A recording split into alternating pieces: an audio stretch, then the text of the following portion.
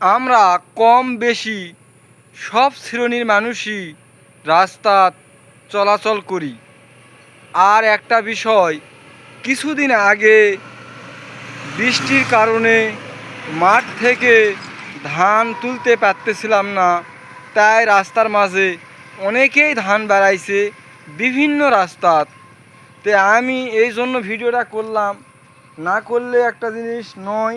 এই যে ধানগুলো নিয়ে গেছে আর আজকে এই জিনিসগুলোর প্রয়োজন শেষ, তাই রাস্তার মাঝেই ফেলে রেখে গেছে। এই যে দেখেন, তো এইটা প্রতিনিয়ত যখন বড় গাড়ি আসতেছে তখন কিন্তু এই ময়লাটা উড়ে যাচ্ছে, আবার বৃষ্টি হলে কাদা হচ্ছে, আবার রাস্তার এমন এমন জায়গা পর্যন্ত আছে, খালি এই জায়গায় নয়, এটা পুরাটা রাস্তায়।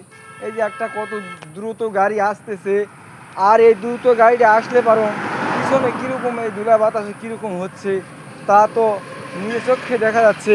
তে আমি বলতে চাচ্ছি এটাই, প্রতিটা রাস্তার যাহারা কাজগুলো করেছে অবশ্যই এই রাস্তাগুলো পরিষ্কার করার দরকার, না হলে এই ময়লাগুলো দীর্ঘদিন ভরা থাকবে, এতে মানুষের ক্ষতিগ্রস্ত বাড়বে।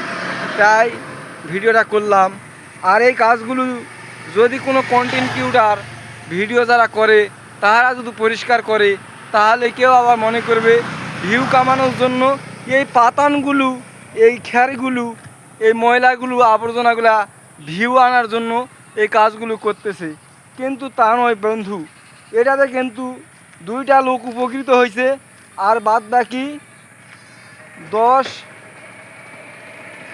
10টা লোকের নিম্নে ক্ষতি হয়েছে। তাই আমি এই বিষয়টা তুলে ধরলাম, আপনারা নজরে রাখবেন।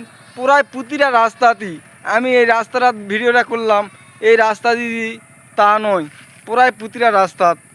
আরও একটু পিছনকার ক্যামেরা দিয়ে ভিডিও করলাম। এই যে ধানের পাতান এবং ভুসারিগুলো রাস্তার মাঝে রেখে দিয়ে গিয়েছে, কিলোকে কিলো রাস্তা যতই আমরা পাড়ি দিচ্ছি ততটাই দেখা যাচ্ছে এইরকম খ্যারের ময়লা আবর্জনাগুলো রাস্তার মধ্যেই রেখে গিয়েছে। আমি সেসব রাস্তার উপর খ্যারগুলো আগুন দিয়ে পোড়ার জন্য আমরা কিন্তু অনেকে এই ছাইগুলোর জন্য আমরা ক্ষতিগ্রস্তর মাঝে পড়তেছি।